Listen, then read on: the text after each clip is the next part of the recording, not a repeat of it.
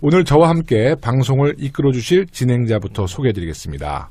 똑소리 나는 의정활동으로 당원과 지지자들의 사랑을 한몸에 받고 계신 언어의 마술사 이재정 의원님 모셨습니다. 반갑습니다. 오랜만에 뵙습니다. 네. 근데 저 진행자로 섭외된 거였나요? 예, 이제 고정 진행자이시죠. 예? 네, 고정 진행. 언제부터? 아니 시즌2가 있는데 예. 분명히 이제 고정으로 꽂히게 돼 있습니다. 네. 제 의사는 그런 거 우리 물어보지 않습니다. 우리가 예. 청취자 여러분들이 요구해서. 왜 이런 소리가 나죠? 네, 당황스럽습니다. 네. 그래도 너무 오랫동안 못 뵌 것 같아요. 네. 얼마 만에 나오시는 거죠? 약 한 40여일 되죠? 국감 시작하자마자였나요? 시작 전에 시작 아마 전에. 현장 방송할 때. 그렇죠. 그때 네. 함께 했었고요. 그 뒤로 뭐 국감이다 여러 가지 일들이 더 다사다난했다 보니까 더욱더 긴 시간이 지나간 것 같이 느껴지네요. 국감은 이제 끝났고 네. 최근에는 이제 예산? 네. 네. 또 오늘은 어디 갔다 오셨습니까? 오늘은 사실 저희 행정안전위에서 네. 포항 방문을 같이 하기로 했었는데요. 저는 겸임상미로 여가위가 같이 있어서 예산 때문에 못 갔었는데, 네. 지금 포항 상황이 걱정은 되네요. 네. 내려가신 의원님들이 사진을 계속 올리고 올려주고 있죠. 계시고 우리 네. 김용호 의원님도 같은 네. 위원회에서 같이 공유하고 네, 네. 보고 계실 텐데 끔찍한 순간들이 많더라고요. 네. 저 자리에 사람이 있었으면 어땠을까 네. 싶은 그런 상황들이 너무 특히 우리가 이제 지진을 마음이 경험을 많이 쓰입니다. 못 해봤잖아요. 예. 그러니까 우리가 받는 그 지진의 공포감은 맞습니다. 굉장히 두려울 수밖에 없는 것이죠. 네. 대비하고 맞았어도 끔찍한 재난인데 네. 우리가 그 부분에 있어서 사회적 경각심이 많이 부족했던 상황에서 맞닥뜨린 그렇습니다. 재난이라 네. 더 많이들 놀라셨을 것 네. 같습니다. 근데 우리 이재정 의원님이 경실련에서 이번에 국정감사 우수위원으로 그 얘기 선정되셨어요. 너무 여러 번 하신다. 네. 아니, 제가 분명히 말씀드렸어요. 전 알았어. 잘하더라고. 아주 훌륭한 단체고, 네. 권위 있는 단체긴 하지만, 비단 그 단체만이 아니라 여러 곳에서, 네. 국감도 끝나기 전에 선정을 해서 연락들이 왔다고 제가 누차 말씀을 드렸건만 또 굳이. 그러니까 제가 정말 다른 의원님들이 뭐 의정상 받는 것은 좀 가끔마다 제가 의혹의 노출을 보냈는데 이재정 의원님은 제가 옆에서 계속 보잖아요. 정말 너무 잘하셔요. 그러시면 또 오는 말이 있어서 하는 말이 아니라 김영호 의원님이 우리 행정안전위의 에이스라고 저 어디 가든 얘기를 하거든요. 네. 예, 네, 정말 고맙습니다.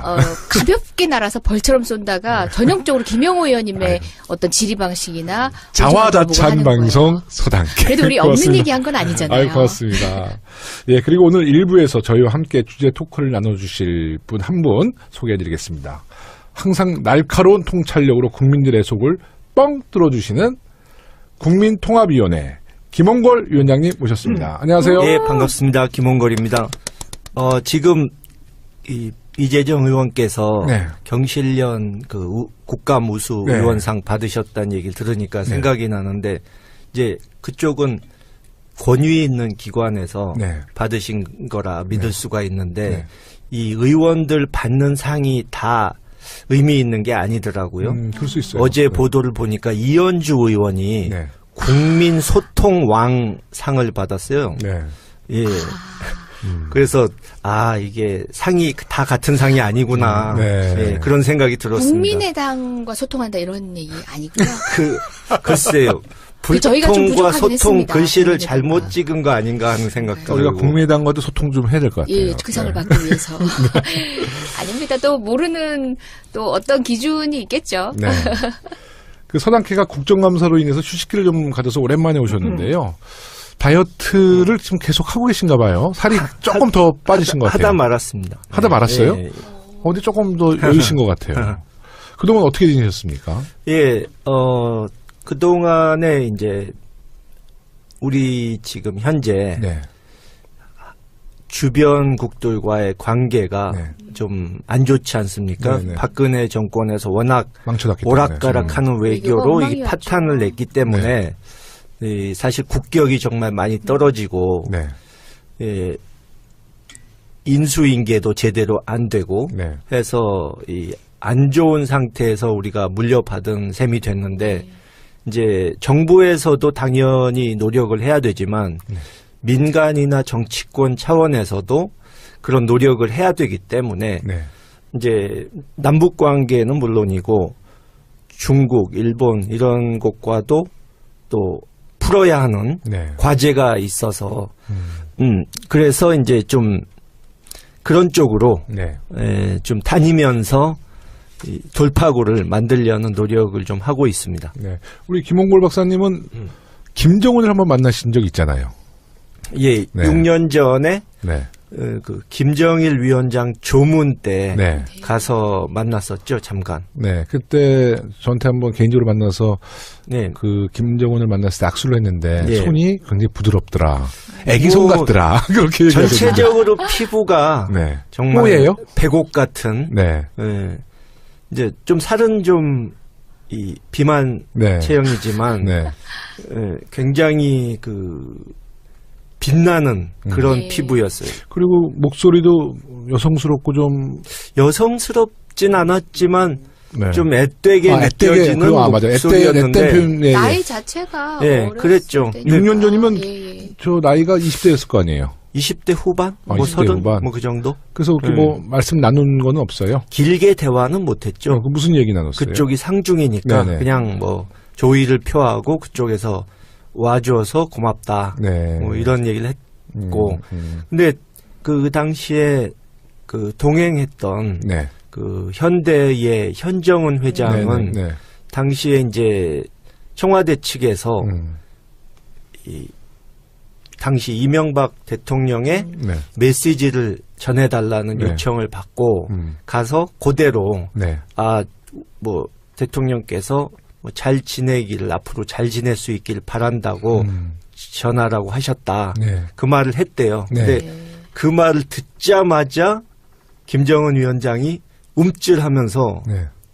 악수했던 손을 놓고 뒤로 물러났다고. 그러니까 얼마나 싫었으면. 네. 예. 그리고 요새 김홍물 박사님이 그 내년 지자체에 예.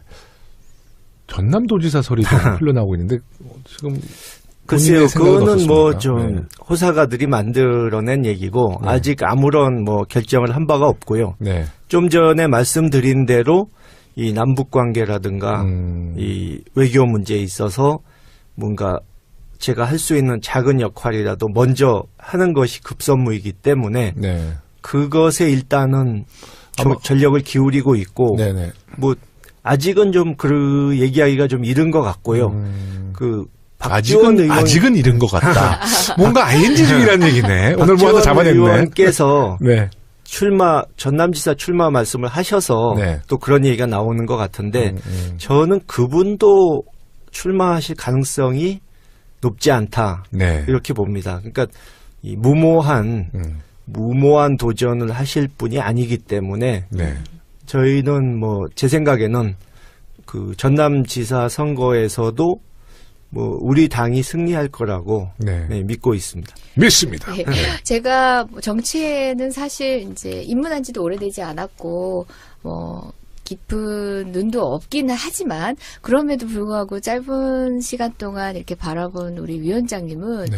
일단 대중적 소구력이 있으시죠. 네. 이건 막연히 그냥 정치인 2세, 유명 정치인 전직 대통령이 2세였기 때문에 받는 후광이 아니라는 게 현장에서 보면 느껴지거든요. 그럼요. 네. 그리고 뭐, 여러 분야에 있어서 다식하신 거는 그리고 깊이도도 굉장히 전문적인 영역에까지도 닿는다는 건 우리 모두 아는 바고 어쨌든 지금 하시고 계신 역할도 정말 훌륭하시지만 그 쓰임이 앞으로도 더 많아질 것 같다는 생각은 늘 하고 있었고 선거철만 다가오면 늘 소구되실 것 같아요. 소환되실 것 같아요. 아유 부끄럽습니다. 그리고 뭐 어렸을 때부터 책을 되게 많이 읽으셨어요. 예. 네. 네. 이재정 의원님은 이번에 이제 행안위 국정감사 때 네. 지난번에 저희가 워밍업 방송했어요. 네네. 예, 그때 국정감사 이야기를 좀 했는데 국정감사에서 많은 활약이 있었지만 가장 좀 어필하고 싶었던 부분 또 이번에 좀 성과가 있었다면 어떤 부분이 있었을까요? 저는 우리 방 식구들한테 네. 뭐 다른 의원실에서 보면 자찬이기도 하겠지만 저보다 더 노력해준 식구들한테는 제가 칭찬을 또 해드리는 입장이잖아요. 자찬의 시간을 가졌는데 일단은 발로 뛰는 그러니까 기록원 가서 기록물을 보고 오는 과정에서 보좌관들도 참 고생을 했거든요. 새로운 사실을 많이 밝혀내셨어요. 예. 네. 뭐 우리가 있을 것으로 추측되는 겉들이긴 했지만 어쨌든 발견하고 많이들 놀라셨죠. 네. 그 문제에 있어서도 여러분들이 고생하셨다고 얘기를 했고 또 정책적인 부분에 있어서 신문에 탑을 찍지는 않지만 사실상 현장에서 변화하는 것을 바로 느끼게 되는 그런 정책 질의들 통해서 뿌듯했던 시간들이 좀 있었어요. 그것도 훌륭했고 또 국감이라는 게 우리 노회찬 의원님 이렇게 신문지 위에 누우신 것처럼 또 우리 진선미 의원님 몰래카메라처럼 약간의 퍼포먼스가 또 국민의 정치에 대한 관심을 또 환기시키기도 하잖아요. 그렇습니다. 물론 네. 그 자체로 의미가 있기도 했었고 메시지도 있었고요. 그것처럼 우리도 이제 김부겸 장관님의 주민등록번호를 맞추는 맞아. 퍼포먼스를 했는데 퍼포먼스 대중적 퍼포먼스 그다음에 시쳇말로 노가다. 그다음에 정책 모든 것이 삼박자가 맞아줬다. 다 여러분들 공이다. 이런 자찬의 시간을 가지긴 했습니다. 근데 그 퍼포먼스는 사실 보여주는 것을 떠나서 정말 네. 내용이 알찼어요. 네. 김부겸 장관이 굉장히 놀래더라고. 예. 그 주민번호를 맞히는 거였거든요. 예. 정말 놀랐어요. 그- 그거 누구 아이디어였어요? 저희 방에서 네. 기본적으로 정보인권이라든지 그다음에 주민등록번호 제도에 대해서 굉장히 선진적인 고민들을 많이 하고 있었어요. 근데 그런 화두가 아직도 대중들의 인식에까지는 못 다가간 게 현실이었어요. 근데 이번에 그 퍼포먼스를 통해서 개인정보를 포함하고 있는 주민등록번호 그리고 바꾸기도 쉽지 않은 주민등록번호 제도가 어떤 방식으로 악용될 수 있는지를 환기를 시켰고 여러 방송 매체에서도 처음에는 아마 신기해서 그 퍼포먼스를 언급을 했겠죠. 그러면서 주민등록번호, 현재 주민등록번호 제도의 문제점에 대해서 다루는 뉴스로 네. 많이 방송을 하더라고요. 네. 일면 조금 더 이제 국민들과 그 부분에 있어서 이야기를 나눌 수 있는 장으로 조금 더 다가간 게 아닌가 싶어서 네. 자족은 하고 있습니다. 다니다 보면 이재정 의원님을 모르는 분들은 조금 튄다고 그러잖아요. 이재정 의원님이 튄다는 얘기했는데 제가 국정감사 때 잘 관찰해 보니까 이제 사실 초선 의원들이 국정감사를 통해서 스타로 막 등급에 올라가잖아요. 근데 이재정 의원님이 두 가지에 굉장히 좀 중점을 두는 것이 우선 정책. 정책은 튀는 게 별로 없어요. 정책에 대해서 중점을 두고 또 한 가지는 국민의 인권에 대해서도 많이 노력하시지만 뭐 경찰 인권, 공무원 인권 이 문제는 빠짐없이 꼭 문제 지적을 하시더라고요. 저 굉장히 감동받았어. 나 팬이야. 어떡해. 알았어요, 내 팬인 거. 지금 무슨 의도를 가지신 거예요? 정말로. 고정으로 지금 밀어넣으려고 아니, 지금 제가 섭외 이제 중이신 느껴왔던 건가요? 거고요. 그리고 그 기록물 찾는 거 말이죠. 네. 그게 보좌진들이 볼 수가 볼 수 없죠. 없어요. 그래서 국회의원만 볼 수 있는데 법리적으로는 저는 그건 온당치 않다고 그렇습니다. 생각해요. 네. 어차피 비공개 문서는 저도 못 봤거든요. 외교, 안보, 그다음에 뭐 여러 가지 뭐 인신의 비밀, 네. 이제 개인의 비밀과 관련된 부분, 인사 뭐 이런 네. 것들은 다 볼 수 없었는데 그렇다면 국회의원이 볼 수 있는 자료는 국민도 볼 수 있는 거고 언론인도 볼 수 있어야 되는데 네. 워낙 지금 정치적 소용돌이 상황에서 뭐든지 조금 보수적 해석을 할 수밖에 없는 상황들이었던 것 같아요. 기록물법에 또 공백을 확인하게 됐고 그 상황에서 저만 보게 됐는데 의원만 본다는 것 자체가 굉장히 번거로운 일이기도 하지만 무엇보다 전 제일 힘들었던 건 흰 장갑을 끼고 봐야 한다는 거. 제가 15시간, 16시간씩 이제 앉아서 기록물을 보는데 흰 장갑을 하루 종일 끼고 있다는 게 이게 보통 번거로운 일이 아니라 전 반지도 못 끼는 사람인데 네. 그렇게 해서 어쨌든 간에 보존해야 될 소중한 기록물이다 보니까 그런 방식으로 명품을 다루듯이 이렇게 넘겨서 봤었고요. 네. 그 과정에서 눈으로는 확인했지만 적어오지 못해서 차마 국민 여러분께 공유하지 못했던 내용들도 많아요. 국가기관 이게 나라냐? 라고 우리가 얘기했던 것처럼 이게 국가기관이냐 이게 청와대냐 이렇게 싶은 정말 허접한 내용들에 대한 논의를 그런 우수한 브레인들이 뭐 우수한지 우수한지는 모르겠습니다만은 어쨌든 그 직에 있을 정도면 우수하다는 걸 전제로 해서 우수한 브레인들이 모여서 대통령 욕한 사람 찾아내기 이런 식인 거죠. 대통령 칭찬을 어떻게 할 것인지를 고민하는. 그래서 기록물을 너무 그냥 거의 안타까웠습니다. 발품 팔듯이 가서 직접 뭐 15시간씩 했는데 제가 나오면서 이제 여쭤봤어요. 근데 저도 이제 기록물을 네. 보려고 그래서 막 얘기하다가 이재정 의원님한테 이거 저 자유한국당에서도 저 기록물 다 찾고 있겠네 그랬더니 걱정하지 마세요. 자유한국당은 워낙 권위적인 사람들이어서 다 보좌관만 시키는데 절대 국회의원들이 15시간 동안 기록물 개인적으로 찾지 않습니다. 걱정 안 해도 됩니다. 근데 사실 자유한국당 야당들이 기록물을 찾아봤다는 이야기는 아직 못 들어봤어요. 예, 아니 제가 의원님들께 직접 말씀드렸어요. 이 같은 방식으로 같이 다녀오시라. 다녀오시라 했는데 아직 한 분도 안 다녀오셨어요. 반대 경우에서 우리 당 같은 경우라면은 뭐 국감 중에도 날아가셨을 의원님들 많았을 그렇죠. 거예요. 네. 필요성을 느끼면. 근데 자유한국당은 보좌진은 못 보고 본인만 봐야 된다라고 했을 때 갈 수 있는 사람이 몇 명이나 될까 했는데 한 분도 안 가셨더라고요. 거기가 뭐 장갑 끼고 그러면 또 몸이 무겁잖아 그분들이. 네. 안 갈 거예요. 참, 예, 아이러니한 여러 가지 상황들을 많이 목격하는 국감이었습니다. 네. 우리 김홍걸 위원장님은 이번 국정감사 어떻게 평가하세요? 뭐 저야 직접 참여하는 입장이 아니고 멀리서 지켜보는 거지만 네. 제가 뭐 이 정치에 대해서 네. 정치를 하진 않았어도 관심 있게 지켜본 지는 오랜 세월이 그렇죠. 되지 아주 않았습니까? 오래되셨죠. 근데 이런 국감은 생전 처음 보는 것 같아요. 그러니까 네. 원래는 여당은 막아주기에 방패. 급급하고 야당이 막 공격하면서 야당에서 국감 스타가 나와야 되는데 오히려 여당에서 국감 스타 뭐 이재정 의원 같은 분이 나오고 이게 또 정권이 바뀐 지가 몇 달 안 되고 이 이전 정권에서 저질러 놓은 일이 너무 많다 보니까 우리 쪽은 까도 계속 나온 양파 같은 네. 그런 적폐를 다 이 드러내는 기회를 가질 수가 있었는데 오히려 저쪽에서 야당 측에서는 왜 뭐 정치 보복하느냐 지나간 일을 왜 들추느냐 이러면서 이 억지 논리로 막는 데만 급급하고 네. 뭐 사실 그쪽 의원 중에 그렇게 칭찬받은 사람이 몇 없지 않습니까? 예. 몇이 아니라 들어본 바가 없는데요. 욕만 많이 먹었죠. 억지 예. 논리를 네. 들이대다가. 아니 그분들 그래도 이제 야당으로서 네. 할 그럴싸한 것들은 다 네. 하셨어요. 보이콧도 하셨고요. 예, 예. 그리고 상임위장에서 그 노트북에 예, 노트북에 그 네. 이제 이거 뭐라고 하나 뭐, 팻말도 네, 붙이시고요. 팻말도 붙이고. 뭐 여러 가지로 할 거 다 하셨어요. 이제 남은 거는 단식 또는 삭발밖에 안 남았는데 아, 절대 그건 안 아, 하죠. 거기다 문재인 대통령 시정연설할 때는 상복 입고 왔다가 트럼프 대통령 왔을 때는 무슨 자기의 뭐 10년 친구지기 같아. 막 서로 뭐 네. 하이 그러고 굿바이 그러는 거 예, 보면 그런 권위주의적인 이제 자유한국당이라고 생각했는데 그렇지 않구나. 젊구나. 트럼프 대통령이 오시면 젊구나. 이 아니, 생각을 그러니까 했습니다. 그러니까 어느 나라 국회의원인지 모르겠어요. 우리 대통령이 시정연설했을 때는 박수도 안 치고 앉아 있고 그렇죠. 또 상복을 입고 있었잖아요. 상복을. 뿐만 아니죠. 플랜카드 기억하시죠? 네. 국회에 처음 있는 일입니다. 예. 어떠셨어요? 뭐 별로 놀랍지는 않아요. 워낙 그런 사람들이기 때문에. 근데 제가 그것을 현지에서 네. 이제 사진을 찍어서 SNS 이제 공개를 했는데 네. 자세히 보면 플랜카드로 자기들이 다 숨어 있어요. 얼굴 안 오. 들어. 고개를 다 숙이고 있어. 음. 예? 혹시 노출될까봐 자기 얼굴이. 그러니까 자기들도 이제 정말 민망한 거죠.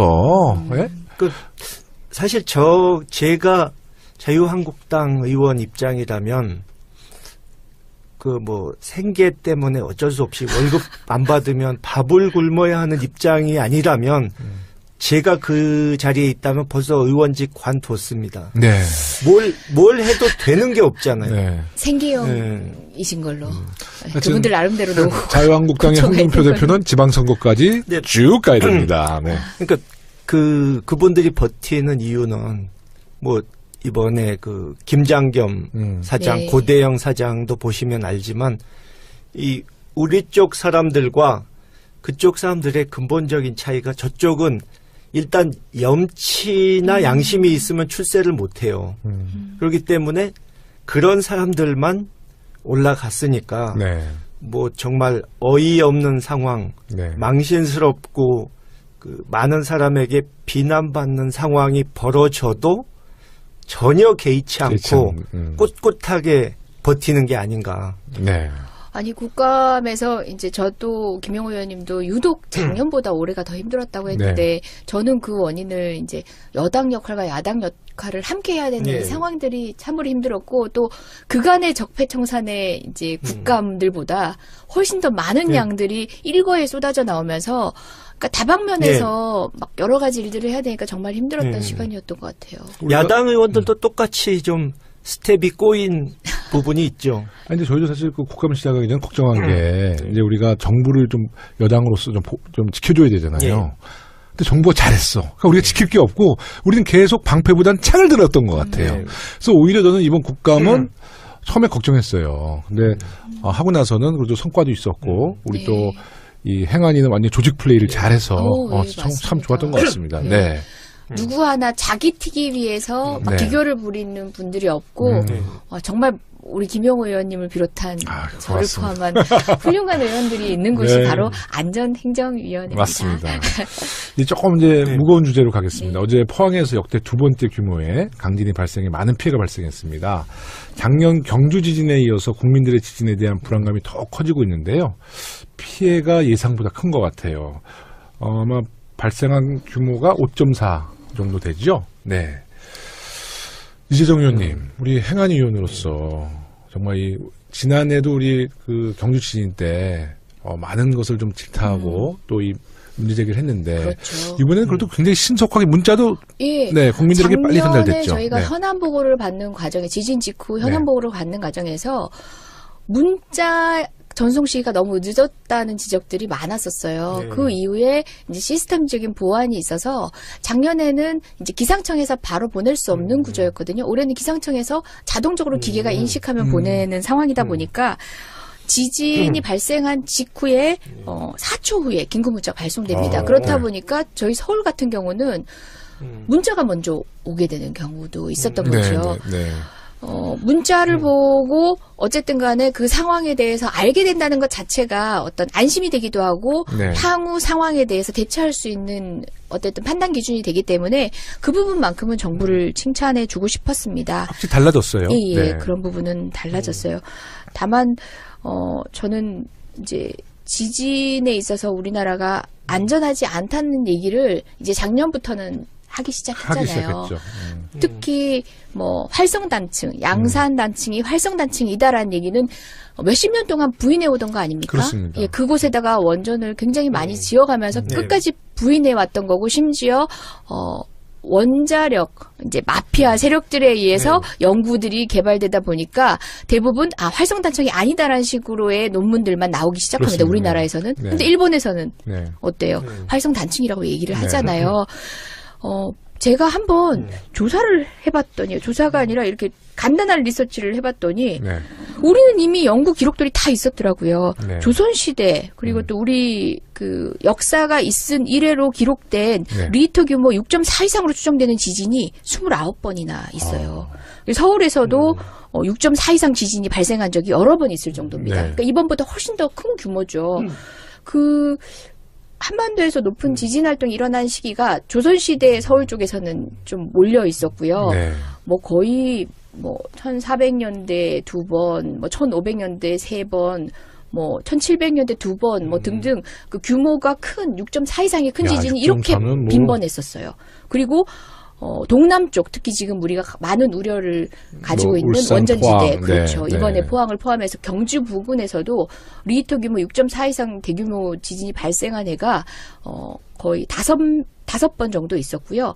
뭐 역사서에 실제 100여 명 넘게 죽었다, 집이 무너졌다, 뭐 이런 기록이 있습니다. 울산만 하더라도 6.7 추정되는 지진이 발생되기도 했습니다. 물론 이런 현대의 과학기술로 측정하는 치로서 정확히 측정한 건 아니지만 묘사된 것으로 추측되는 그러니까 큰 지진은 리히터입니다. 있었다는 것은 확인이 그렇죠. 된 거죠. 네. 추측되는 리히터를 보면은 그 정도 규모의 지진들이 이 정도로 다발적으로 있었다는 얘기는 사실상 우리는 눈 감고 있었지만 이미 알고 있었어야 마땅한 거였죠. 네. 그러니까 사실 제가 어릴 때부터 이렇게 쭉 살다 보면 지진에 대한 어떤 공포를 느껴본 적이 거의 없잖아요. 그렇죠. 예, 제가 타이완에 있을 때는 한번 큰 지진을 정말 그 네.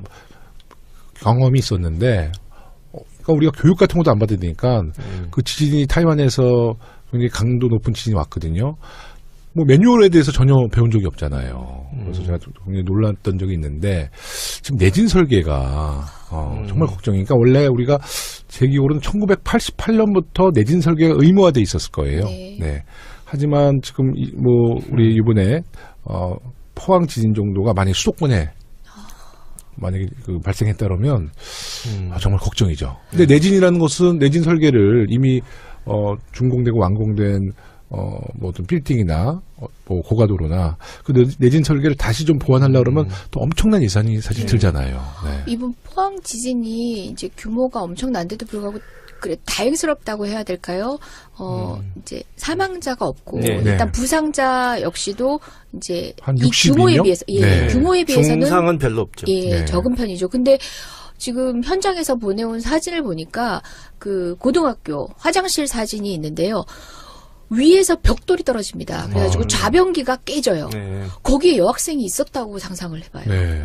사실상 그때가 이제 예비 소집 때문이었죠. 그러니까 네. 예비 소집 때문에 학교가 통상적인 방식으로 활용되고 있지 않았기 네. 때문에 어떻게 보면은 학생들의 피해가 적었을 수도 있는 거죠.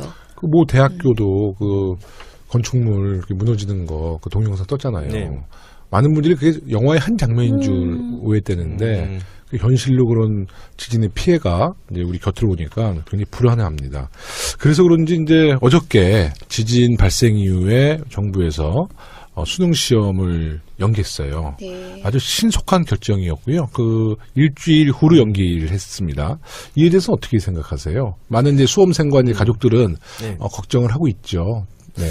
뭐 아무래도 그 지역의 학생들이 피해 지역의 학생들이 이제 좀 안정을 되찾을 시간을 얻어야 되고 좀 수습이 돼야 하니까 연기한 것은 너무 뭐 당연한 결정이죠. 굉장히 신속히 결정을 네, 했어요. 또 네. 하루 전이니까 신속하게 할 수밖에 없죠. 네. 근데 만약에 오늘도 지금 여진이 계속되고 있거든요. 예, 근데 만에 예. 하나 수험생들이 오늘 그냥 수험을 받다 그러면 네. 시험을 받다 그러면 여진 속에서도 얼마나 네. 공포스럽겠어요. 아니 시험 치를 수 있겠어요? 시험만 하더라도 공포스러운데 네. 그런 긴장감을 네. 유지하면서 심지어 안전하지 않은 그러니까 전체 13개인가 12개의 수험 장소 중에 10개 정도가 위험한 상태라고 합니다. 네. 사실상 그곳에서 어떻게 시험을 보겠어요. 그렇죠. 전국의 다른 곳에 계신 수험생들은 사실 끝까지 에너지를 이렇게 응집했다가 이제 풀 준비를 하고 있다가 갑자기 미뤄지니까 네. 허탈감도 들고 좀 체력 안배가 쉽지 않다라고 이제 불만을 토로하는 분들도 일부 있긴 하지만 네. 전체적인 형평성을 생각했을 때는 적절한 조치가 아닌가 네, 생각됩니다. 이건 뭐 천재지변이니까 예. 어쩔 수가 없죠. 근데 이제 가족들의 걱정은 이제 이런 문제겠어요. 수능 시험을 대비해서 이제 그 수험생들이 컨디션을 잘 유지해야 되잖아요. 그래서 이제 16일 날 이제 컨디션을 잘 유지했는데 이제 이게 또 연기 일주일 되면 네. 컨디션이 조금 바뀔 수가 뭐 있잖아요. 또 뭐 그 시험 전날 네. 마지막 공부하고 저 참고서 불태워버리는 사람들 있잖아요. 네. 네, 그런 이제 분들의 네. 이제 그 수험생과 가족들이 또 이 연기한 것에 대해서 약간의 불만의 목소리가 있을 네. 수는 있어요. 네. 하지만 제일 중요한 거는 우리 아이들의 안전. 네, 네, 그렇습니다. 그래서 조금 불편하고 마음이 언짢더라도 정말 국민들의 안전과 네. 수험생의 안전을 위해서 우리 정부가 신속하게 날짜를 좀 연기한 거에 대해서는 널리 좀 이해 좀 해주셨으면 좋겠습니다. 그렇죠. 그 뭐 예를 들어서 큰 군중이 모이는 큰 행사나 이런 게 있는데 거기에 지진이 났다 이러면은 네. 굉장한 혼란이 올 수도 있는 상황이었죠. 네, 그렇습니다. 그래도 뭐 지진이라는 게 자연재해고 예측할 수 없는 상황에서 맞닥뜨려야 된 재난이다 보니까 이제 정부로서도 최선의 조치를 다하지만 어쩔 수 없는 피해들이 지금 발생했습니다. 그렇습니다. 그래서 이후 복구를 위해서는 아끼지 않는 지원을 할 생각이고요. 뿐만 아니라 이제 문자를 통해서도 여러분들께서 확인하셨겠지만 정부 내부 시스템도 굉장히 발빠르게 움직이고 있었습니다. 1분 잘했어요. 단위로 유관부처, 이제 청와대 총리실 막 보고 전달되고 뭐 대책본부가 예전과는 다르게 그러니까 허울뿐인 대책본부가 아니라 사실상 모든 피해 집계나 이제 관련 대응에 대해서 조치를 일괄해서 컨트롤 타워가 돼서 하고 있거든요. 네. 지금도 남은 여진이 염려되시겠지만 국가가 충분히 이제 사전 정보를 통해서 여러분과 함께 대응해 나갈 수 있도록 지금 발빠른 대처를 하고 있으니까 네. 국가를 신뢰하시고 네. 함께 위기를 극복했으면 좋겠습니다. 그 포항 지진 소식을 문재인 대통령께서는 그 귀국하는 네. 그 비행기 기내에서 소식을 접하고 예. 바로 청와대에 가서 바로 이제 관계자들 다 소집해서 아마 대책을 잘 마련한 것 같습니다. 아무쪼록 이번 지진으로 피해를 입으신 포항 시민들의 피해 복구가 최대한 빨리 이루어지기를 바라고요. 정부와 우리 더불어민주당도 할 수 있는 모든 노력 기울여서 피해 복구에 힘을 쏟도록 하겠습니다. 예, 다음 이야기를 좀 나눠보겠습니다. 이제 문재인 대통령이 뭐 트럼프 미 대통령의 방한부터 또 동남아 순방 외교를 잘 마무리하고 돌아오셨어요. 예, 우리 이제 외교 쪽을 잘 아시는 전문가이시니까. 아유, 뭐 전문가까지야. 우리 문재인 대통령의 이번에 그 외교 어떻게 평가하십니까?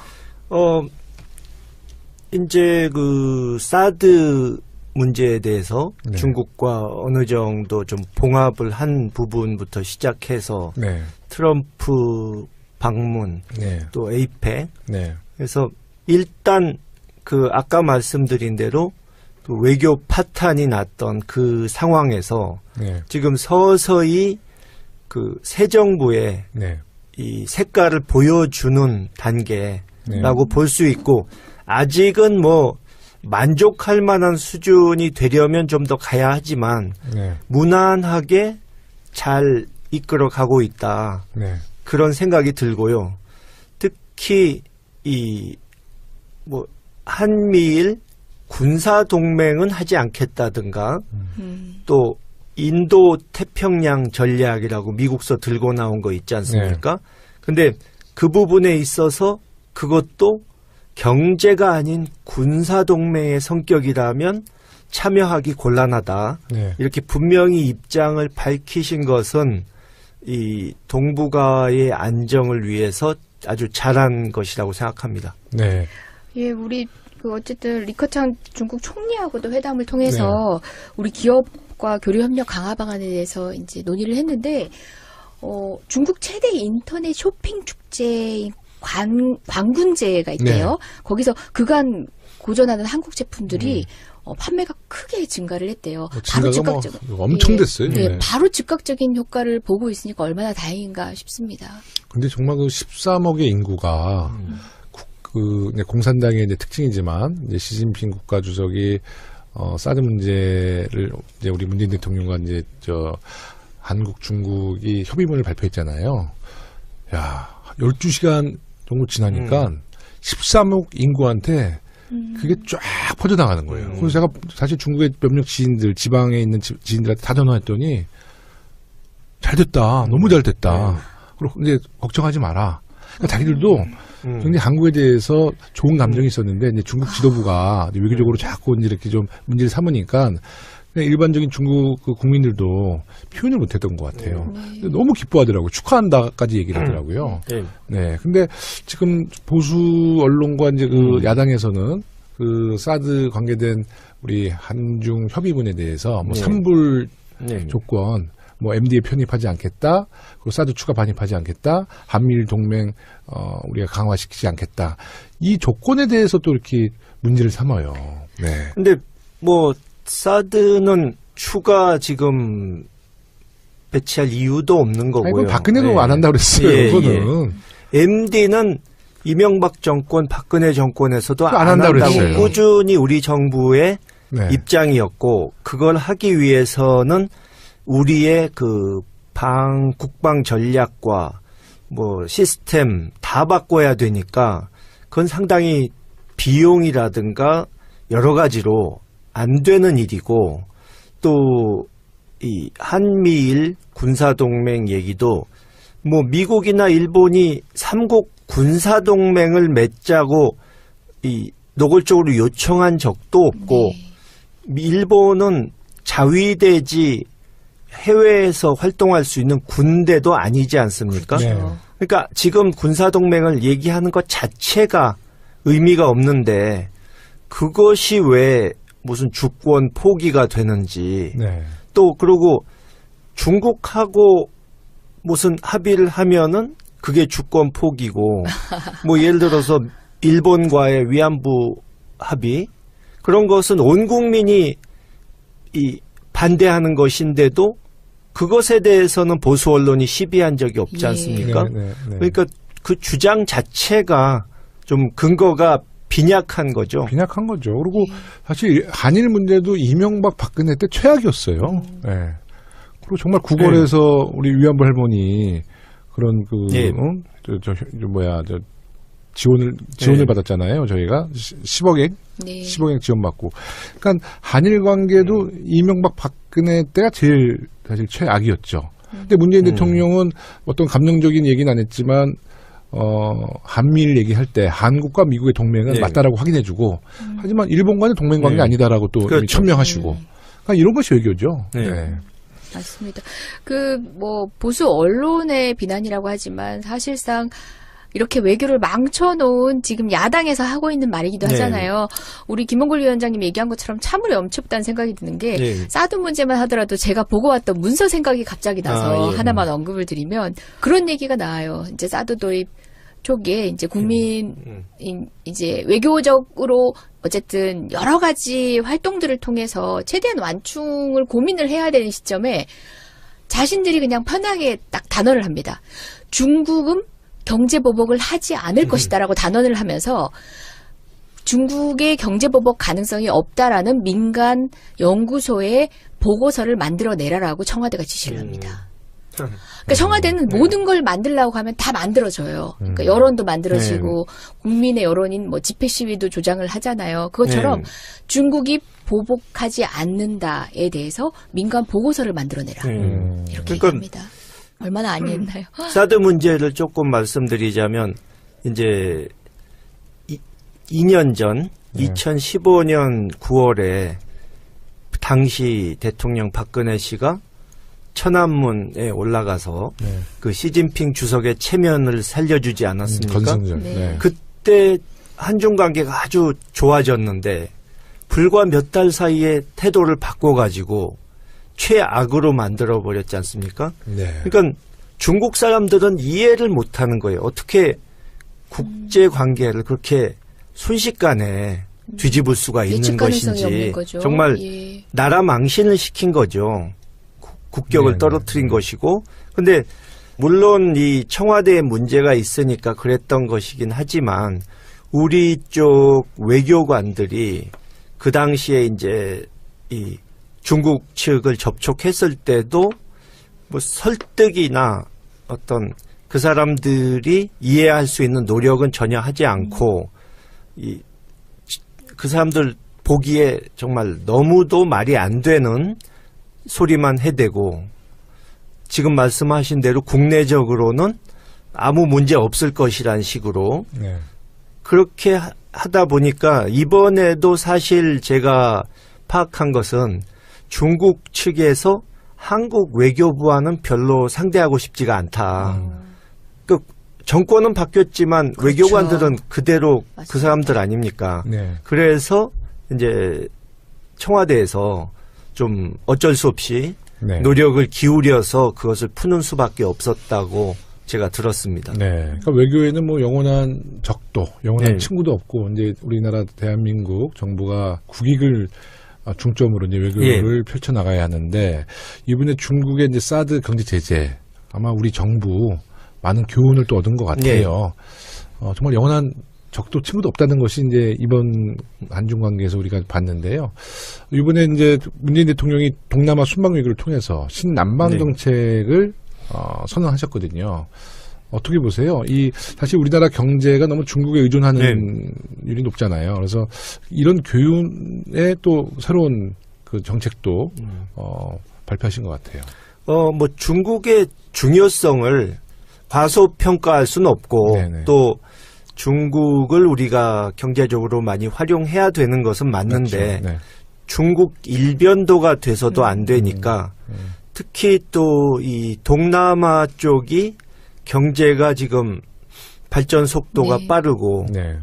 이 앞으로 우리에게 이 상품 판매 시장으로 보면 중국보다 나을 수도 있는 네. 그런 나라들도 있기 때문에 네. 미얀마라든가 인도네시아라든가 인도. 예.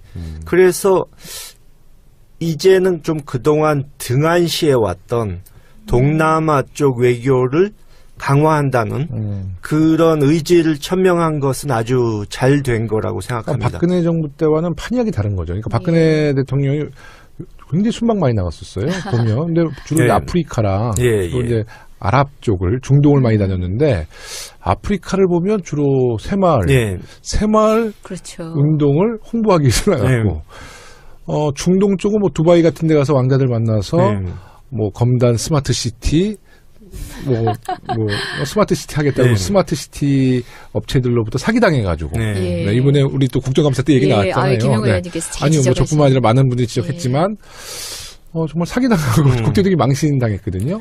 근데 너무 그때는 네. 외교적인 성과를 부풀렸어요. 맞아요. 이명박. 예. 자원외교. 아우, 예? 그렇죠. 얼마나 네. 정말 우리 뭐 못하겠습니까? 방송에서도 이명박이 뭐 자원외교를 통해서 국익을 뭐 많이 도움을 줬다지만 하여튼 결과는 뭐냐는 거죠. 예.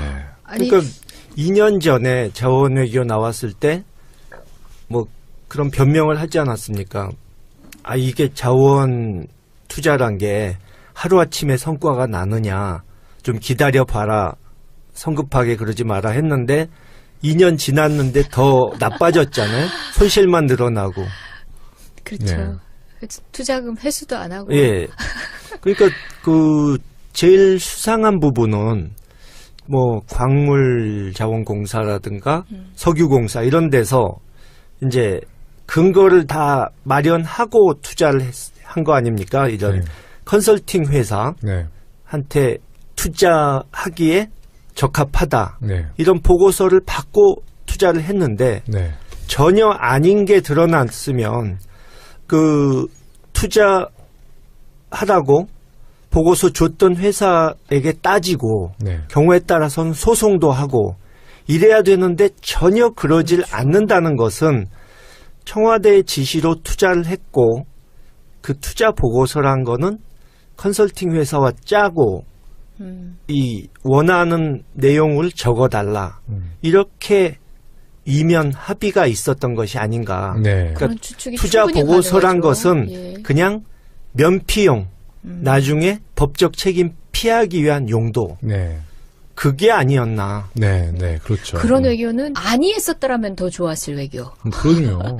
또 박근혜 대통령은 어설피 외교하고 돈 쓰고 오셔가지고 부풀려서 홍보하는 데 집중하시고 국내 정치에 활용 많이 하셨죠. 또 외교 나가시면서 어려운 국내 정치, 이제 억압 네. 정치를 하시고, 그러니까 본인의 손에 피 안 묻히기 위한 전자결제 방식을 통해가지고 네. 하신 일들이 여러 가지 있지 않습니까? 외국만 나가면 우리 걱정이 됐잖아요. 걱정됐죠. 예. 그 결과가 우리 문재인 정부가 지금 대통령이 취임한 지 6개월 됐는데 그 안에 얼마나 많은 일들이 있어요. 북한이 우리 문재인 대통령이 취임하자마자 도발을 했지만 그것은 문재인 정부의 전, 예? 그 박근혜 정부의 그 무능한 외교와 네. 안보관 때문에 북한이 계속 지속적으로 핵을 개발했던 거고 보세요. 지금 문재인 정부 취임하고 나서 대통령께서 4대 강국의 특사 다 파견했죠. 그리고 예. 여러 또 우리 더불어민주당 국회의원들 또 중국, 미국 다 파견 나가서 의원 외교 충실해놨잖아요. 지금 6개월밖에 안 됐어요. 최근에 네. 김정은 도발이 줄어들고 있습니다. 네. 그 지금 그 얘기 하시니까 네네. 작년에 사드 문제로 네. 우리 김 의원이 네. 중국 갔을 때 네. 보수 언론에서 얼마나 글쎄 말이에요. 뭐, 네. 나라 팔아먹으러 갔다. 예, 매국노라도 네. 된 것처럼 오적 네. 이렇게 했죠. 육적. 네. 육적이었죠. 근데 예. 홍준표 대표는 네. 가서 뭐 국어를 하질 않나 전술핵을 그러고 뭐 심지어 자기 말에 의하면 이 핵 무장을 하려고 그러는데 미국이 안 도와주면 뭐 국제사회가 와 미국이 제재를 하더라도 그걸 무릅쓰고 핵 개발하겠다. 그거 김정은이잖아, 그러면. 어? 김정은이랑 똑같은 사람이네. 한미동맹 깨겠다. 예, 이 얘기를 어떻게 갑자기 스스럼없이 하십니까? 반미 투사로 변신해가지고 예. 그건 도저히 그러니까 보고 있는 저희가 정말 민망할 정도로 네. 네. 그래서 문재인 정부의 이제 외교의 성과가 천천히 나오는 것 같아요. 국익을 최우선으로 하고 네. 외교안보 위기를 잘 조율하고 극복해가고 있는 우리 문재인 대통령의 외교에 방송에서 한번 박수 한번 네. 보내드릴까요? 오. 잘하십니다. 네. 잘한다. 아니 저는 무엇보다 문화적으로도 굉장히 가깝고 지리적으로 가까운 우리 동남아에 주목하기 시작했다는 점은 이거는 경제적 성과에 대한 어떤 기대뿐만 아니라 사실상 우리 외교가 본격적으로 궤도에 오르려면 우리는 패권 국가는 될 수 없는 구조잖아요. 그럼요. 토지도 네. 그렇고 그러니까 땅덩어리도 그렇고 기본적으로 가지고 있는 우리의 자원들이 그런데 동남아에서 우리는 우위로 가져갈 수 있는 우리는 그 세계대전을 거치는 가운데에서 피해자였거든요. 동질감을 가질 수 있는 네. 사실상 일본에 대한 적대감과 다르게 우리나라는 동남아의 여러 가지 정치적 상황들 견인해가면서 함께 어우러지는 어떤 큰형, 맏형의 역할을 충분히 할 수 있는 나라거든요. 네. 저는 그런 식의 다변화된 외교가 우리 문재인 정부가 가장 먼저 주목했다는 게 정말 기대가 됩니다. 아, 외교를 잘하세요? 예. 네. 뭐 좀 우리 국민들도 이제 좀 인식이 바뀌어야 될 것 같다. 그러니까 지금까지는 동북아와 이 미국만 예. 바라보고 있었는데 이제 동남아도 우리의 중요한 파트너가 될 수 있다. 그거를 좀 염두에 둬야 하지 않을까. 네. 예. 대통령 취임 이후에 아마 미국도 대한민국을 바라보는 시선이 바뀐 것 같고요. 그러니까 이제 민주주의가 성숙한 나라다. 또 중국도 대한민국이 간단치 않은 것을 알았을 겁니다. 네. 그러니까 이번에 이제 성과가 있어서 정말 다행이고요. 이번에 조금 국내 정치 이야기 좀 한번 해보겠습니다. 우리 안철수, 유승민 두 사람이 어제 회동을 가졌어요. 왜 회동을 가졌냐? 둘 다 좀 가슴이 좀 찢어지고 있거든. 네. 좀 동병상련을 겪고 있기 때문에 중도 보수 통합이라는 가치로 지금 만나고 있는 것 같아요. 어떻게 보세요? 그 이념적으로나 뭐 노선으로 통합이 가능할까요? 글쎄요. 뭐 양쪽 당 의원들을 상대로 설문조사를 해보면 별로 긍정적인 답변이 안 나오더라고요. 네. 그리고 두 분 다 솔직히 정치력이 과거에 이 당을 이끌어가던 그런 분들에 비해서 정치력이 떨어지기 때문에 이런 이질적인 세력의 합당이라는 어려운 과제를 과연 해낼 수 있을지 좀 의심스럽죠. 정치력이 떨어지기 때문에 대화가 되겠다. 유일한 공통점. 뭐 안철수 대표에 대해서는 하도 많이 얘기해서 네. 그 무슨 부분이 부족한지 더 얘기 안 해도 될 것 같은데 네. 유승민 의원도 안철수 대표보단 좀 나은데 네. 보니까 이분이 머리도 좋고 공부를 많이 한 분인데 네.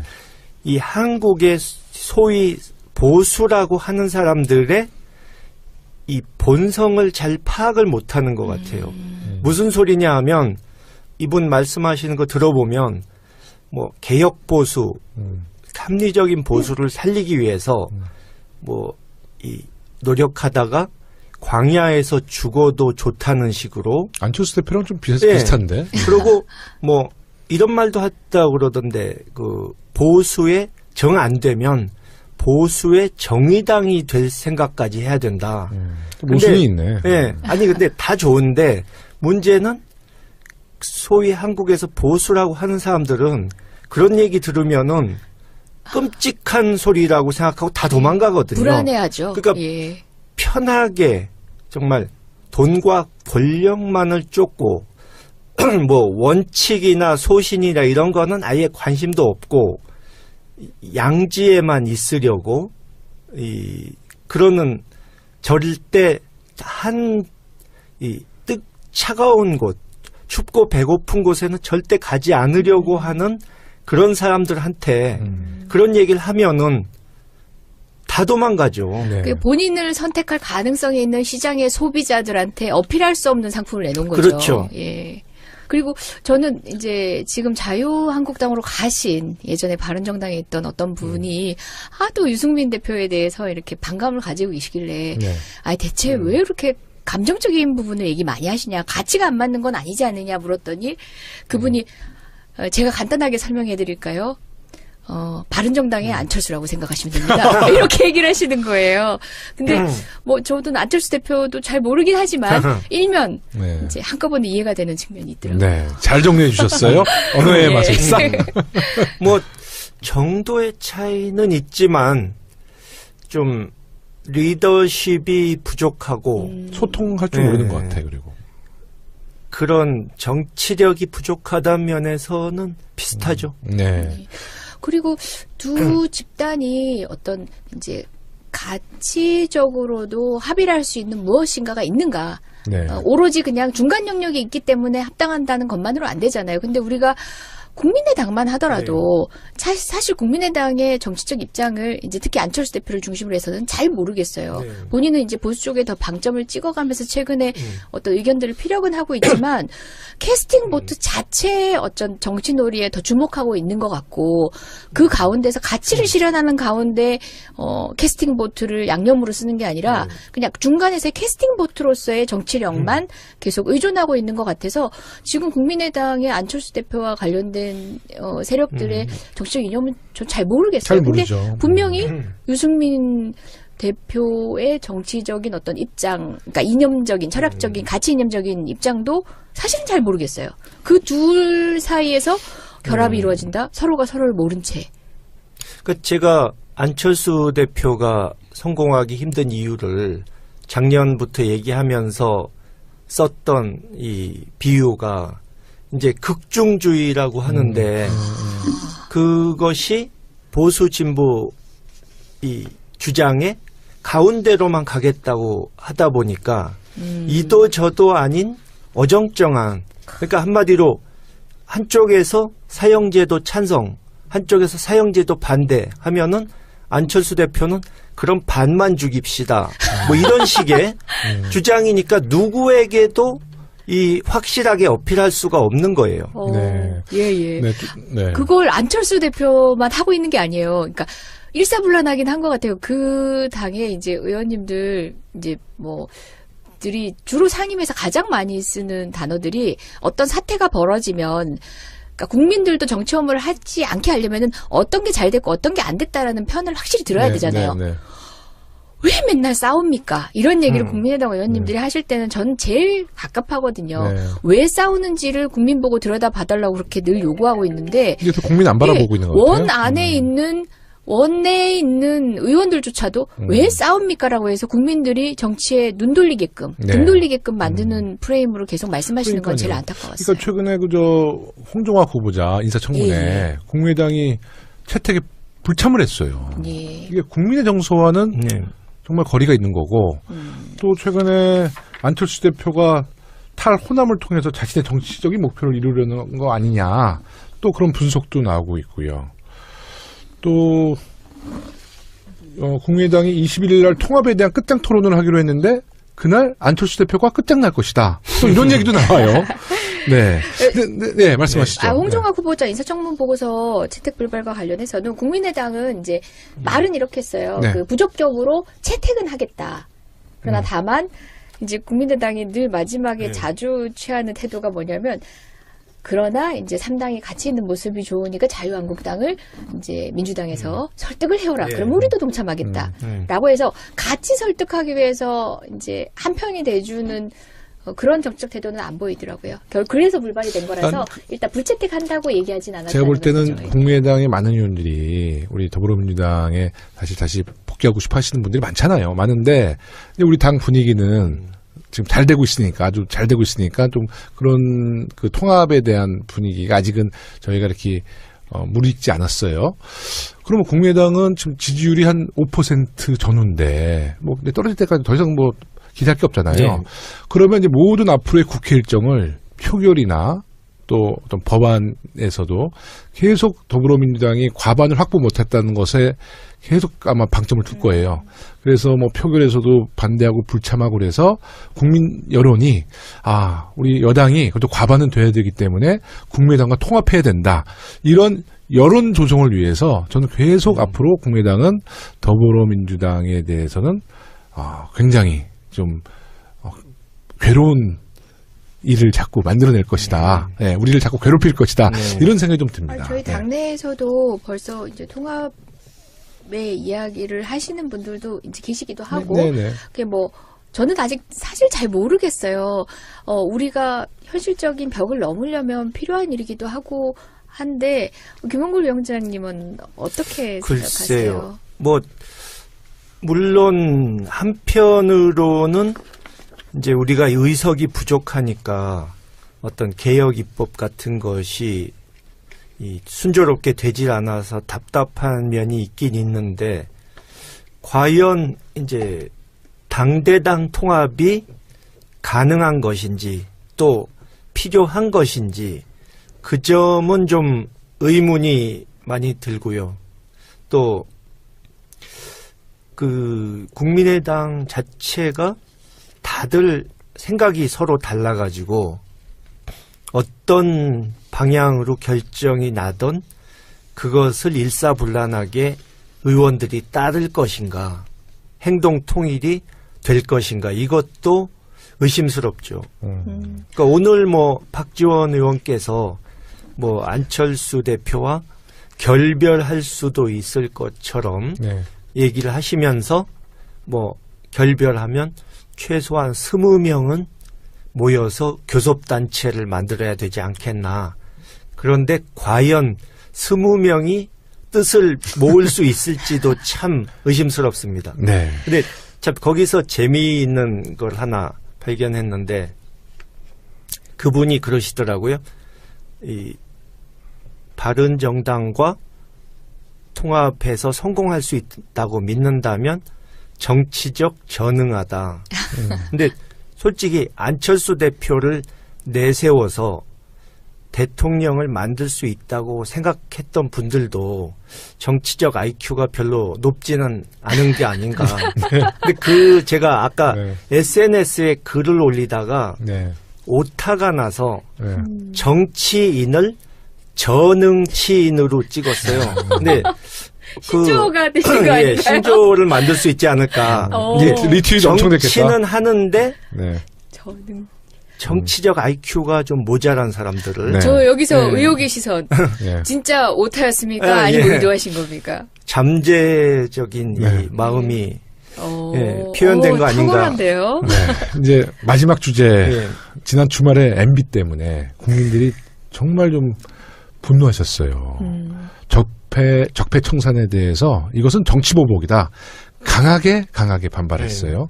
근데 또 귀국할 때는 그냥 말 한마디도 못하고 들어오더라고요. 네. 댓글을 다 읽나봐, MB가.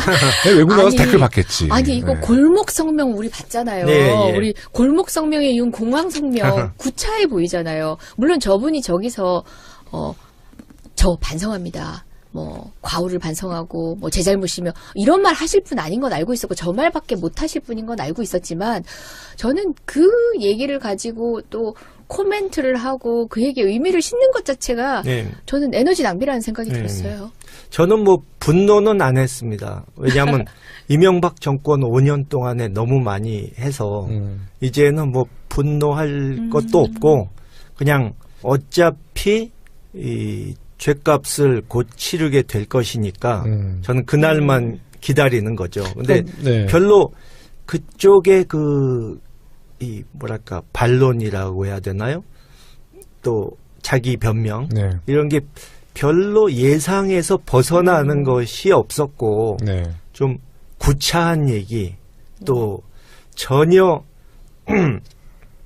자신의 입장에서 할 만한 얘기가 아닌 것들 네. 네, 자기 잘못을 마치 남 얘기하듯이 그런 걸 보고 역시 변한 게 없구나 그런 생각이 들었죠. 이명박 전 대통령이 아마 크리스마스 때 전후에서 검찰의 예. 포토라인에 예. 화려하게 등장할 할 것이라는 예. 이제 많은 예측들을 해요. 뭐 캐롤송과 함께. 즐거운 성탄을 기대하시는 분들이 예, 많더라고요. 네. 아니 최근에 이제 토론회나 이제 방송 같은 걸 하면 제일 먼저 이제 이명박 대통령이 이런 발언에 대해서 어떻게 생각하십니까? 이렇게 네. 물어요. 그럼 제가 그랬어요. 그분이 그럼 반성한다 그러시겠냐고. 그렇죠. 그렇게 끝까지 부인하시다가 가시는 거라고 그곳으로.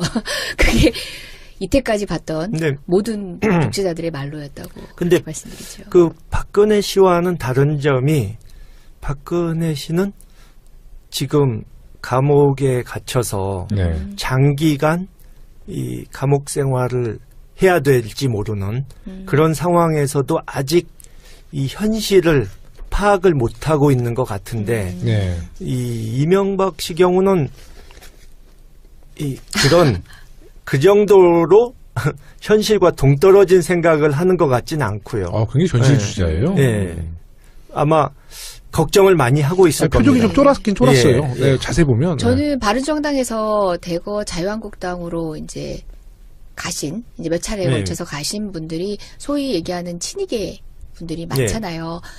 그러니까, MB에 대한 공격이 시작되면서부터 이제는 구태했던 탄핵되었던 그 정치 네. 세력하고도 우리가 협력해야 된다라는 네. 이런 다급함이 근데 생긴 것 같아요. 말씀하셨는데 MB 쪽 사람들, 예. MB 쪽 사람들이 박근혜랑 MB랑 비교하면 MB에 대해서 굉장히 자신감이 있어 하더라고. 박근혜보다 낫다고 보는데 저는 도친 개찐이잖아요. 근데 예. 요새 MB 쪽 사람들이 굉장히 싸나워지고 있어요. 예, 그러니까 굉장히 저항하고 있다는 생각이 들어요. 예, 그래서 자유한국당으로 사실상 백기투항했잖아요. 뭐가 달라졌습니까? 박근혜 출당한다고 해서 본질적으로 달라졌습니까? 아니지 않나요? 명분이 그럼요. 필요했던 거고 그렇죠. 본인은 돌아가서 협공을 하고 싶었던 거죠. 저는 지금 생각보다 그냥 웃으면서 넘길 수 없을 정도로 여의도 정치 안에서는 정치 보복이라는 얘기를 거의 뭐 앵무새처럼 반복하고 네. 있거든요. 네, 네. 근데 막 드러나는 모든 것들이 범죄의 증거예요. 모든 범죄잖아요. 범죄의 증거를 덮을 수 있는 우리나라의 그런 권력을 가진 사람이 누가 있어요? 저는 이거 우리 문재인 대통령이 범죄 네. 증거가 드러났지만 우리 덮읍시다 할 권리 없어요. 우리는 타협할 수가 없는 거예요. 네. 타협하지 않는 게 아니라. 지금 뭐 누구도 이 상황을 그렇게 대충 덮어서 종료시킬 힘이 없죠. 네. 그러니까 그래서도 안 되고요. 네. 지금 왜 권한을 가진 사람이 없죠. 왜 과거를 자꾸 캐냐 그러는데 자기들이 범죄를 저질러서 증거를 남겨놓은 다음에 왜 캐냐고 하면 할 말이 없지 않습니까? 이건 완전히 네. 도둑이 네. 이 수사하러 다니는 경찰한테 네. 당신 동네 시끄럽게 하고 다니니까 대충 해. 장사도 안 되고 분위기도 안 좋다. 네. 수사하지 마라. 네, 네. 사회 이런 통합을 소리 위해서. 하는 격이죠. 근데 이제 많은 분들이 이제 적폐청산의 수사가 이제 막바지라고 생각한다고 그러지만 저는 시작이라고 보거든요. 네. 아직도 갈 길이 멉니다. 이제 방송 시간이 거의 돼서요. 적폐청산 수사 이제 남은 과제에 대해서 우리 김홍걸 박사님과 이재정 의원님 한 말씀 해주시고 방송을 마무리하겠습니다. 예, 이번에 MBC에서 네. 그래도 다행히 이 김장겸 사장을 해임하고 네. 좀 공영방송이 바로 잡히는 네네. 신호가 서서히 나오는 것이 참 다행한 일이라고 보는데요. 네. 제가 언론 개혁, 네. 공영방송이 바로 서는 네. 그 부분이 중요하다고 생각하는 이유는 네. 이 언론에서 제대로 보도를 해줘서 네. 이 적폐 청산 작업에 대한 왜곡 보도가 나오지 않고 네. 또 언론에서 얼마나 문제가 심각한지 국민들에게 환기시켜주는 네. 그런 기능을 제대로 못하면 이 상대편의 흑색 선전이나 네. 이 물타기 이런 공작이 또 먹힐 수도 있기 때문에 언론 개혁이 시급하다고 생각했던 것인데 그래도 조금 늦었지만 돼 가고 있는 것이 다행하다고 생각하고요. 네. 뭐 저는 정권 교체 전에도 이런 얘기를 했었습니다. 과거의 경험으로 봤을 때 네네. 이 수구 기득권 세력이 적폐 청산에 대해서 보나마나 정치 보복 이 얘기를 하면서 어떻게든 버티려고 끈질긴 저항을 할 것이다. 그런데 역시 예상했던 대로 뭐 그 사람들이 본색을 그렇게 드러내고 있는데 다행히 예전과 달리 이 촛불 혁명을 겪고 나서 국민들의 의식이 높아져서 네. 그런 것에 쉽게 현혹되질 않고 있는 점이 아주 다행한 일이라고 다행이죠. 생각하고 네. 국민들께서 계속 좀 감시해 주시고 성원해 주시면은 이 작업이 성공으로 끝나지 않을까 생각합니다. 네, 우리 MBC가 이제 정상화되면 우리 MBC도 예전같이 국민들에게 네. 사랑받는 MBC가 되었으면 좋겠습니다. 사실 네. 과거의 PD 수첩에서 네. 정말 유익한 내용을 네, 네. 용감하게 많이 하지 네, 않았습니까? 네, 네. 그 프로그램 하나 망쳐놓은 것만 생각해도 네. 정말 이 치가 떨렸는데 네. 이제 좀 다시 MBC를 볼 수 있게 될 것 같습니다. 네, 우리 MBC를 위해서 박수. 네, 박수. 네, 이재정 의원님. 예, 네. 뭐 제가 하는 고민, 제가 하고 싶었던 얘기를 우리 네. 김홍걸 위원장님이 진짜 간명하게 정리를 네. 해주셨는데요. 네. 거기에 조금만 더 붙이자면 적폐청산 언제까지 할 거냐? 왜 자꾸 과거를 회귀하느냐? 국민들이 피로감 느낀다. 네. 이 모든 프레임이 어떻게 보면 강요된 프레임인 맞습니다. 것 같아요. 네. 물론 신속하고 단호하고 철저하게 재빨리 해야 되는 네. 일이긴 하지만 우리 또 능력이 있습니다. 적폐청산과 별개로 미래에 대한 설계도 함께 하고 있습니다. 과거로 회귀하거나 과거에만 매몰된 것들이 아니라 그 자리에 새로운 것들을 끊임없이 우리가 건설하고 있는 현장에서 적폐청산도 고민하고 있는 거잖아요. 그래서 전 적폐청산 위원회 위원이기도 한 저로서는 하루하루 나오는 이 증거들이 또 드러내면서 괜히 이제는 나도 모르게 자기 검열을 하나 봐요. 미안한 마음이 드는? 진짜 과거 프레임이나 국민 피로감 프레임에 나조차도 휘둘리고 있었던 게 아닌가라는 생각을 방금 김홍걸 위원장님 말씀 들으면서 들었고요. 적폐청산 마무리 시점은 적폐청산이 되는 그날인 것 같아요. 그렇습니다. 네. 우선 정책은 튀는 게 별로 없어요. 정책에 대해서 중점을 두고 또 한 가지는 국민의 인권에 대해서도 많이 노력하시지만 뭐 경찰 인권, 공무원 인권 이 문제는 빠짐없이 꼭 문제 지적을 하시더라고요. 저 굉장히 감동받았어. 나 팬이야. 알았어요, 내 팬인 거. 지금 무슨 의도를 가지신 거예요? 정말로. 고정으로 지금 밀어넣으려고 아니 지금 제가 이제 중이신 느껴왔던 건가요? 거고요. 그리고 그 기록물 찾는 거 말이죠. 네. 그게 보좌진들이 볼 수가 볼 수 없죠. 없어요. 그래서 국회의원만 볼 수 있는데 법리적으로는 저는 그건 온당치 않다고 그렇습니다. 생각해요. 네. 어차피 비공개 문서는 저도 못 봤거든요. 외교, 안보, 그다음에 뭐 여러 가지 뭐 인신의 비밀, 네. 이제 개인의 비밀과 관련된 부분, 인사 뭐 이런 네. 것들은 다 볼 수 없었는데 그렇다면 국회의원이 볼 수 있는 자료는 국민도 볼 수 있는 거고 언론인도 볼 수 있어야 되는데 워낙 지금 정치적 소용돌이 상황에서 뭐든지 조금 보수적 해석을 할 수밖에 없는 상황들이었던 것 같아요. 기록물법에 또 공백을 확인하게 됐고 그 상황에서 저만 보게 됐는데 의원만 본다는 것 자체가 굉장히 번거로운 일이기도 하지만 무엇보다 전 제일 힘들었던 건 흰 장갑을 끼고 봐야 한다는 거. 제가 15시간, 16시간씩 이제 앉아서 기록물을 보는데 흰 장갑을 하루 종일 끼고 있다는 게 이게 보통 번거로운 일이 아니라 전 반지도 못 끼는 사람인데 네. 그렇게 해서 어쨌든 간에 보존해야 될 소중한 기록물이다 보니까 그런 방식으로 명품을 다루듯이 이렇게 넘겨서 봤었고요. 네. 그 과정에서 눈으로는 확인했지만 적어오지 못해서 차마 국민 여러분께 공유하지 못했던 내용들도 많아요. 국가기관 이게 나라냐? 라고 우리가 얘기했던 것처럼 이게 국가기관이냐 이게 청와대냐 이렇게 싶은 정말 허접한 내용들에 대한 논의를 그런 우수한 브레인들이 뭐 우수한지 우수한지는 모르겠습니다만은 어쨌든 그 직에 있을 정도면 우수하다는 걸 전제로 해서 우수한 브레인들이 모여서 대통령 욕한 사람 찾아내기 이런 식인 거죠. 대통령 칭찬을 어떻게 할 것인지를 고민하는.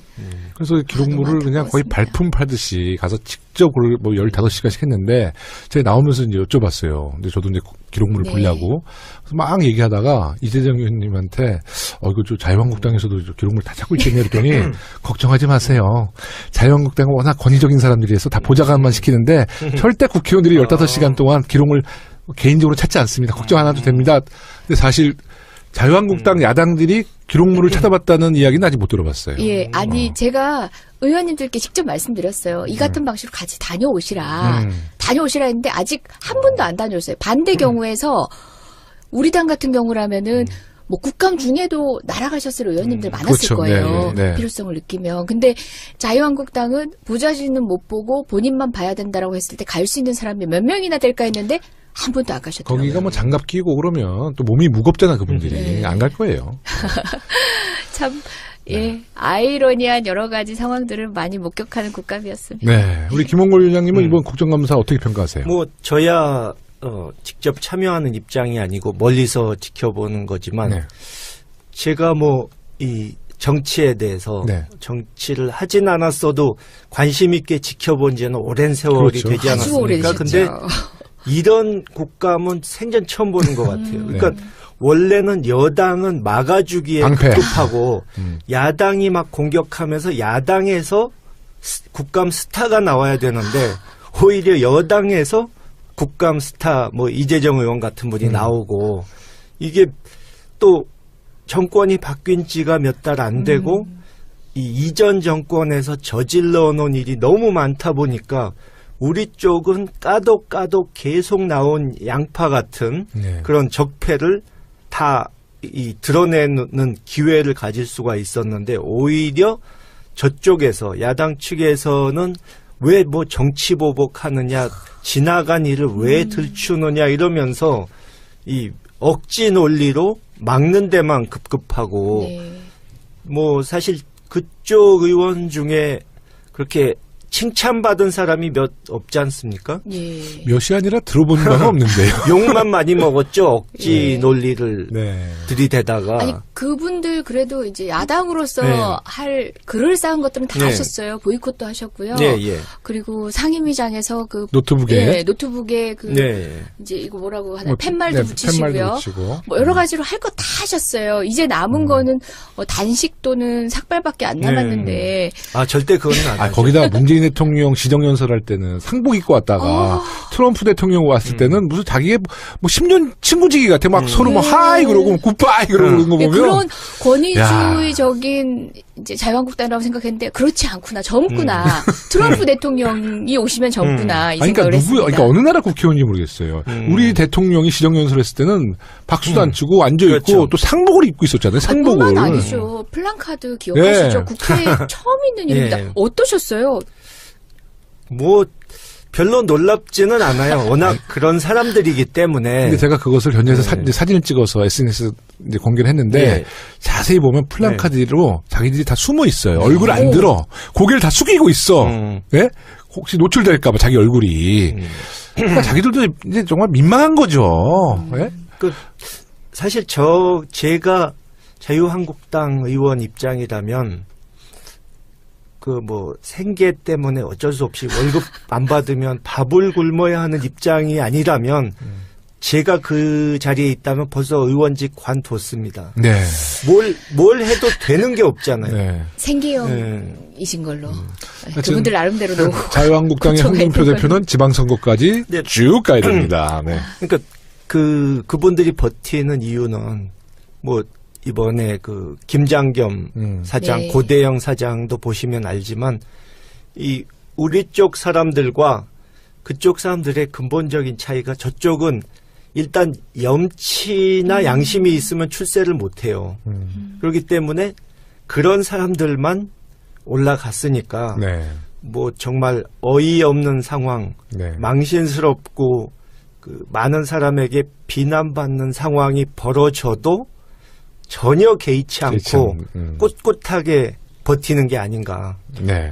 아니 국감에서 이제 저도 김영호 의원님도 유독 작년보다 올해가 더 힘들었다고 했는데 저는 그 원인을 이제 여당 역할과 야당 역할을 함께 해야 되는 예. 상황들이 참으로 힘들었고 또 그간의 적폐청산의 이제 국감들보다 훨씬 더 많은 예. 양들이 일거에 쏟아져 나오면서 그러니까 다방면에서 막 여러 가지 일들을 해야 되니까 정말 힘들었던 시간이었던 것 같아요. 야당 의원들도 똑같이 좀 스텝이 꼬인 부분이 있죠. 아니, 근데 저희도 사실 그 국감 시작하기 전에 걱정한 게 이제 우리가 정부를 좀 여당으로서 좀 지켜줘야 되잖아요. 예.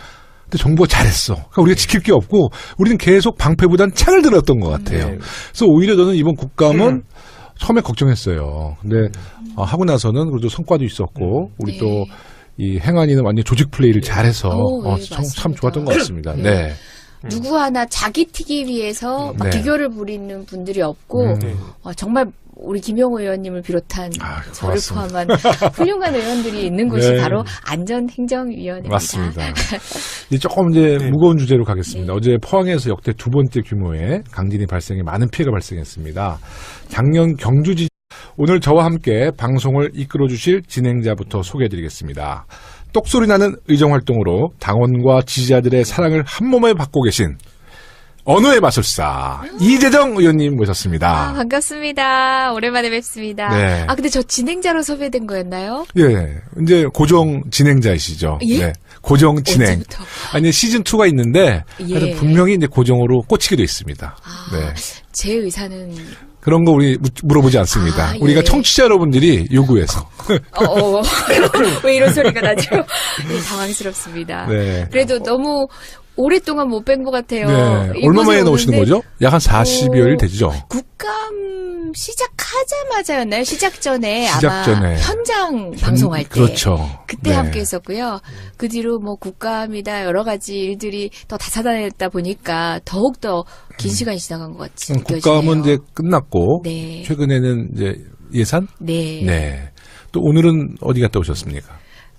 오늘은 사실 저희 행정안전위에서 네. 포항 방문을 같이 하기로 했었는데요. 저는 겸임상임위로 여가위가 같이 있어서 예산 때문에 못 갔었는데, 네. 지금 포항 상황이 걱정은 되네요. 네. 내려가신 의원님들이 사진을 계속 올리고 올려주고 있죠. 계시고 우리 네. 김용호 의원님도 같은 네. 위원회에서 같이 공유하고 네, 네. 보고 계실 텐데 끔찍한 순간들이 많더라고요. 네. 저 자리에 사람이 있었으면 어땠을까 네. 싶은 그런 상황들이 너무 특히 우리가 이제 지진을 마음이 경험을 많이 쓰입니다. 못 해봤잖아요. 예.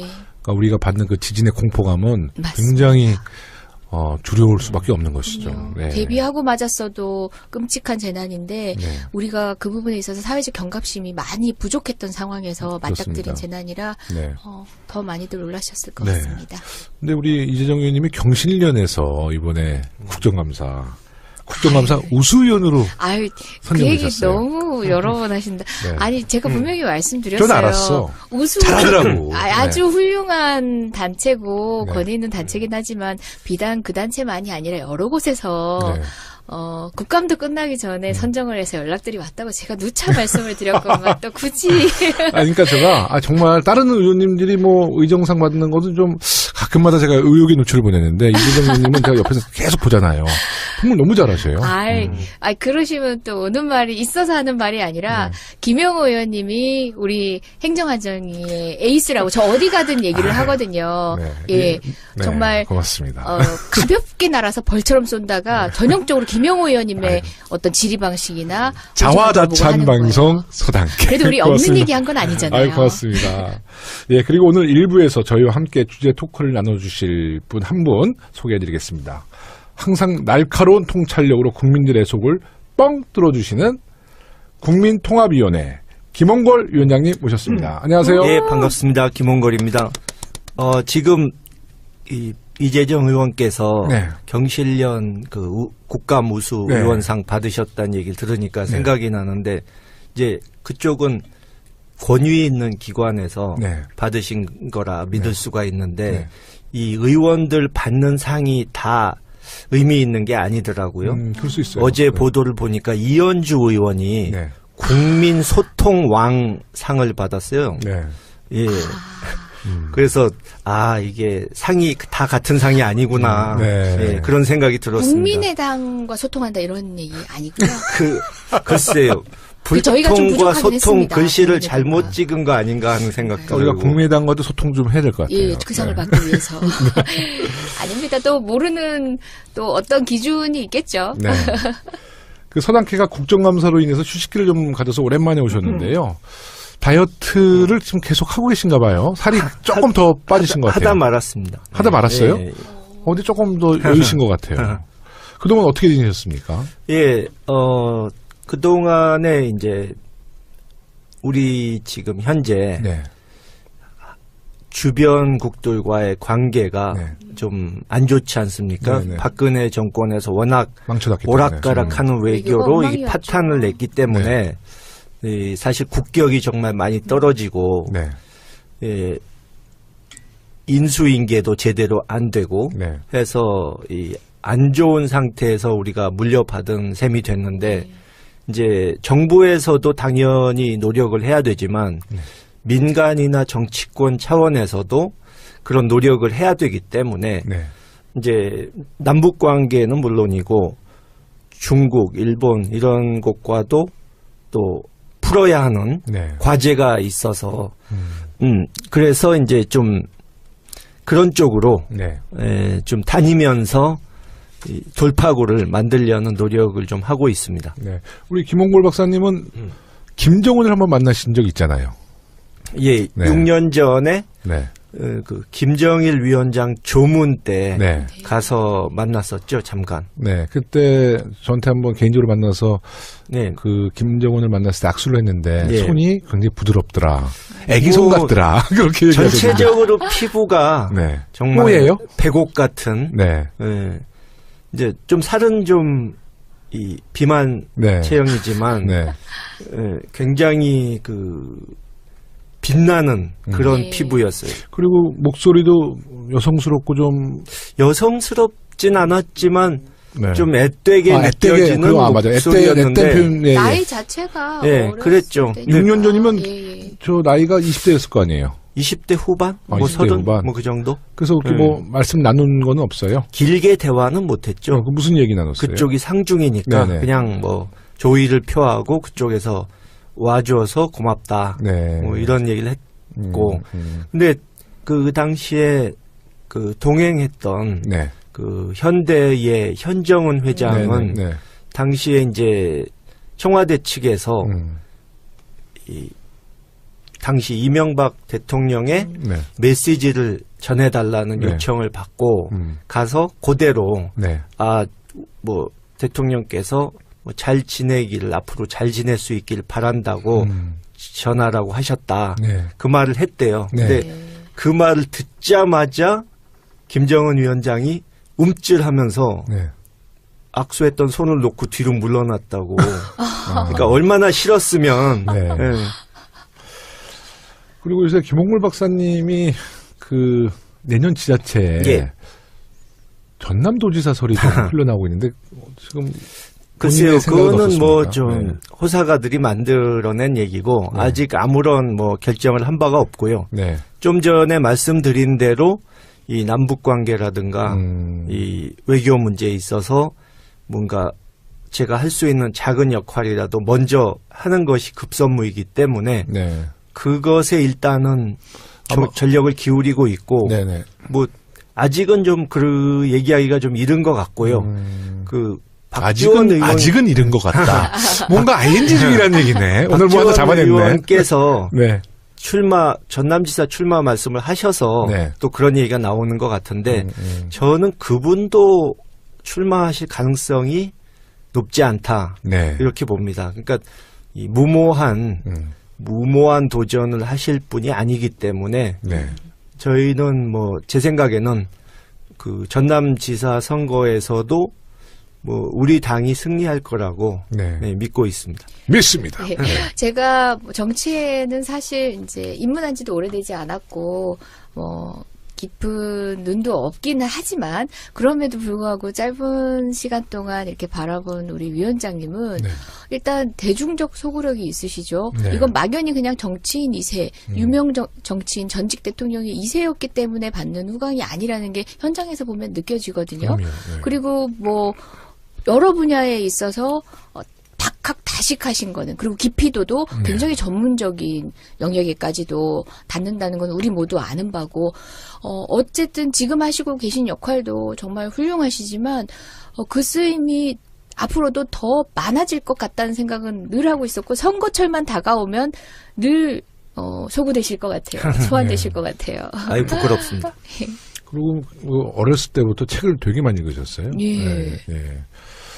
이재정 의원님은 이번에 이제 행안위 국정감사 때 네. 지난번에 저희가 워밍업 방송했어요. 네네. 예, 그때 국정감사 이야기를 좀 했는데 국정감사에서 많은 활약이 있었지만 가장 좀 어필하고 싶었던 부분 또 이번에 좀 성과가 있었다면 어떤 부분이 있었을까요? 저는 우리 방 식구들한테 네. 뭐 다른 의원실에서 보면 자찬이기도 하겠지만 저보다 더 노력해준 식구들한테는 제가 칭찬을 또 해드리는 입장이잖아요. 자찬의 시간을 가졌는데 일단은 발로 뛰는 그러니까 기록원 가서 기록물을 보고 오는 과정에서 보좌관들도 참 고생을 했거든요. 새로운 사실을 많이 밝혀내셨어요. 예. 네. 뭐 우리가 있을 것으로 추측되는 것들이긴 했지만 어쨌든 발견하고 많이들 놀라셨죠. 그 문제에 있어서도 여러분들이 고생하셨다고 얘기를 했고 또 정책적인 부분에 있어서 신문에 탑을 찍지는 않지만 사실상 현장에서 변화하는 것을 바로 느끼게 되는 그런 정책 질의들 통해서 뿌듯했던 시간들이 좀 있었어요. 그것도 훌륭했고 또 국감이라는 게 우리 노회찬 의원님 이렇게 신문지위에 놓으신 것처럼 또 우리 진선미 의원님 몰래카메라처럼 네. 약간의 퍼포먼스가 또 국민의 정치에 대한 관심을 또 환기시키기도 하잖아요. 그렇습니다. 물론 네. 그 자체로 의미가 있기도 했었고 메시지도 있었고요. 그것처럼 우리도 이제 김부겸 장관님의 주민등록번호를 맞추는 맞아. 퍼포먼스를 했는데 퍼포먼스, 대중적 퍼포먼스, 그다음에 시쳇말로 노가다, 그다음에 정책, 모든 것이 삼박자가 맞아줬다, 다 여러분들 공이다, 이런 자찬의 시간을 가지긴 근데 했습니다. 그 퍼포먼스는 사실 보여주는 것을 떠나서 정말 네. 내용이 알찼어요. 네. 김부겸 장관이 굉장히 놀래더라고. 예. 그 주민번호를 맞히는 거였거든요. 예. 아, 정말 놀랐어요. 그- 그거 누구 아이디어였어요? 저희 방에서 네.